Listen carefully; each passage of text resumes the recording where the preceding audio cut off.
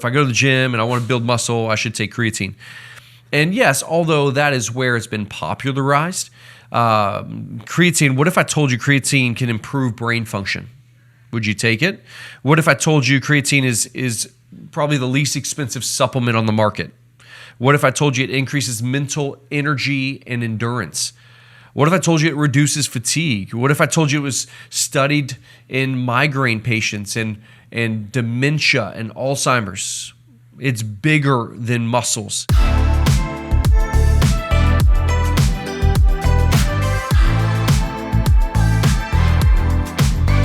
Well, welcome back to another episode of the Real Health Podcast. Today, we are talking all things creatine. Let's get straight to it. Creatine is a game-changing molecule or supplement, and I can't wait to share more about it in today's episode.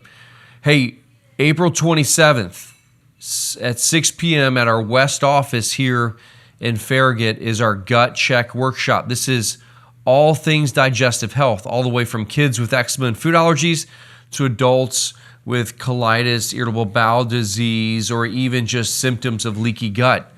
We are going to dive deep into how to heal the gut, how to optimize the gut, which does everything to support immune system health. So make sure you check it out on our Instagram. Sign up in the link tree, and we can't wait to see you there. Let's talk creatine. Most people think creatine is a gym rat type supplement, right? So if I go to the gym and I want to build muscle, I should take creatine. And yes, although that is where it's been popularized, creatine, what if I told you creatine can improve brain function? Would you take it? What if I told you creatine is probably the least expensive supplement on the market? What if I told you it increases mental energy and endurance? What if I told you it reduces fatigue? What if I told you it was studied in migraine patients and dementia and Alzheimer's? It's bigger than muscles. And the reality is creatine might be the supplement you're missing out on, or you started taking it, you just don't know how to take it. So today, again, deep dive into creatine. Let's make it super practical, real health, real people. Let's get into it. What is creatine? Creatine phosphate or phosphocreatine is a molecule. It's an energy molecule. And when you look at a cell, within the cell, there's a power plant, I like to say. The power plant is what we term the mitochondria. And within the mitochondria, the job of that organelle is to create ATP, or an energy molecule. ATP, adenosine triphosphate, is a molecule that fundamentally is your energy system. When it's used up, it then is recycled back into ATP, but it goes through a recycling phase. What is lost on that ATP molecule is what we call a phosphate group. Creatine phosphate fundamentally gives or donates its phosphate group to recycle ATP from ADP. So adenosine diphosphate, or 2, to adenosine triphosphate, which is 3. It takes 2 phosphates, adds 1, and now it has 3, and now it can operate again as the energy molecule that the cells need to function and thrive. When we have a depletion of ATP, we have a depletion in cellular energy. A lot of people are saying, hey, should I take NAD, right? Should I be taking, why is NAD and these, high-end supplements being popularized? Because fundamentally, they drive health to the mitochondria. And the more that you look into the epidemic of chronic fatigue and chronic disease and cancer, you'll see that the mitochondria are the first foremost to be destroyed or deficient. Energy systems, when they are not operating properly, can create havoc on disease. So how do we optimize energy? Well, it starts within that creatine phosphate group. Creatine, in essence, is that it's just a molecule that helps ATP regeneration. And when you look at the tissues that contain the most amount of cells, and specifically mitochondria within those cells, we can look at three organs: brain, heart, and muscle.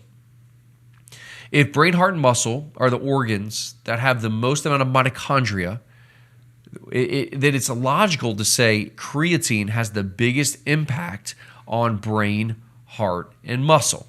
So why did bodybuilders use it for decades now? Because it impacts the cellular energy of a muscle. So when that muscle is being stressed, strained, and trained, it has the ability to create more energy from creatine.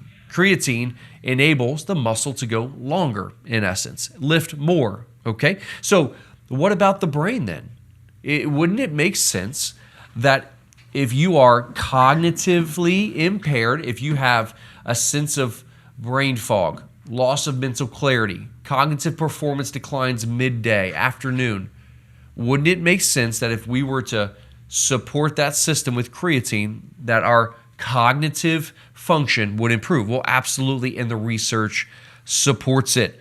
So let's talk about creatine for the brain, right? This is where it gets interesting because brain uses about 20% of the body's total energy. So it's one of the smallest, quote unquote, organs, all right, but it utilizes the most amount of energy per organ. It is the most metabolically active organ. 1/5 of energy is within the brain, used within the brain. So what you eat, the food you eat, the energy systems that you have, the vitamins and minerals, all the things that you do, it's actually for a healthy brain.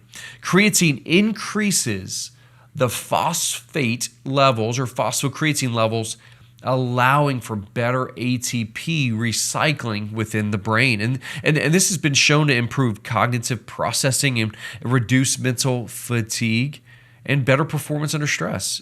Better even when there's sleep deprivation.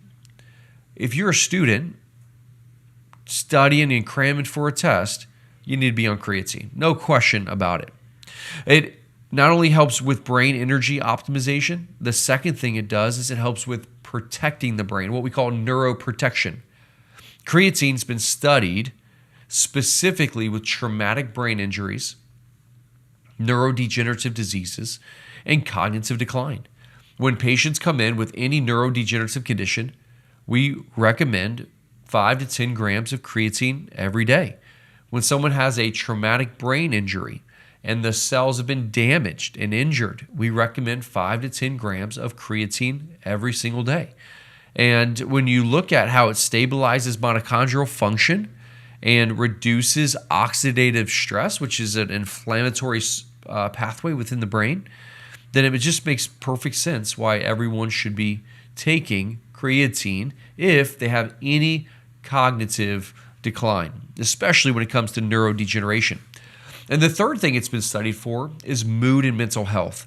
There's emerging data now that shows it supports the balance of neurotransmitters and specifically may even improve symptoms of depression, especially studied in women. If you are within any of those categories, creatine can be a game changer for you. Now, there's some additional data we're seeing how it's emerging in specific studies with migraines. You know, migraines at the core of it is a brain energy crisis event. You know, the stress load on the brain exceeds what the brain can adapt to. And so when you look at migraines is increasingly understood as a mitochondrial dysfunction and impaired ATP availability, well, this is why creatine may be a very effective strategy. They did a study that showed up to 20 grams of creatine a day reduced migraines and headaches. You know, if you're someone who has migraines and headaches, this would be something you want to dive in with your practitioner and consider how creatine could be a instrument in helping your brain work better. Research-backed insight shows low brain energy increases susceptibility to migraines. So even if it doesn't necessarily treat the migraine specifically in the moment, it can help build some resiliency within the nervous system and potentially reduce the episodes of those migraines. And there is even studies that show creatine may raise the threshold for what triggers an episode. If we can increase the threshold by which stress accumulates and finally hits the threshold by which there's a migraine, and we can do that through supplementing with creatine, I think this is a novel way of supporting of migraines today. The clinical application for creatine with our patients is typically 5 to 10 grams a day. Now, what type, right? When you look at creatine, what you're looking for is something called CreaPure. CreaPure. This is backed by science to be additive and chemical free. So when you're looking for a creatine monohydrate, make sure it's CreaPure brand. When you dose it, it's usually in a powder form, 5-gram servings at a time. Anything more than that can cause bowel issues and digestive symptoms, bloating potentially, or even loose stools. So you want to make sure you dose it properly, and about 5 grams is a very effective absorption amount. There's some data that shows you can only really absorb about 2 to 3 grams at a time, but most of the time you'll see supplementing at 5,000 milligrams per serving is pretty standard in the industry today. Now, how often? Well, it depends on what you're trying to achieve. If you take in 5 grams multiple times a day, it can start to have a significant cognitive improvement and effect. So if you're trying to treat migraines, there were studies that showed it was, over 20 grams a day. But this is where you work with your practitioner and figure out what the right dosage is for you.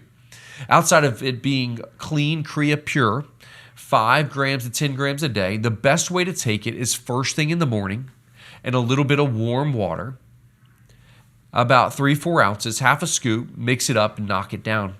If you drink it quickly, then it doesn't have time to degrade. If you let it sit and you just put it in your water and drink it throughout the day, it actually starts to turn into a different form that you want to avoid. So the most effective dosing is immediately upon mixing, we consume it. There's a lot of people that look at how they can use creatine, right? We talked about the brain, right? Well, if you're training, before you train, it's a great time to do it. Physical energy, it increases. Research shows strength output. It improved recovery and cellular hydration. It led to less daily crashes, afternoon crashes, and improved resiliency. So from a muscle standpoint, if you're looking trying to make strength gains in the gym, it may be considered to use before you work out. How long before you work out? About 30 to 60 minutes, 5 grams, a little bit of water, knock it down, can be a great way to support cellular energy within the muscular system to drive a stronger and more effective workout. The muscular system is essential. It's an organ. It's a longevity organ to support. And most importantly, as you age, it's harder to gain and maintain lean muscle. So there's a condition we call sarcopenia, which is the loss of skeletal mass. There is a way to delay sarcopenia in aging adults by taking creatine daily. Most people don't know that the myths around creatine are not backed by science. So the idea that, quick myths, it's bad for your kidneys, is false in healthy individuals, or it causes bloating. All right, only in loading phases in excessive amounts.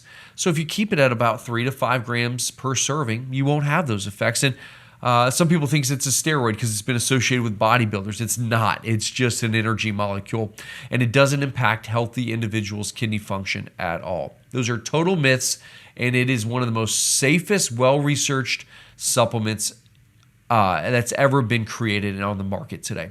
So for me, I take it daily. For my kids, they take it daily. For my wife, she takes it daily. And especially if you're not a high protein consumer, the need for creatine is that much more. Don't forget the Gut Check Workshop, April 27th, 6 p.m. at our West office. And as always, if this episode adds value to your life, we would greatly appreciate you sharing it with others. Thanks again for listening to another episode of the Real Health Podcast.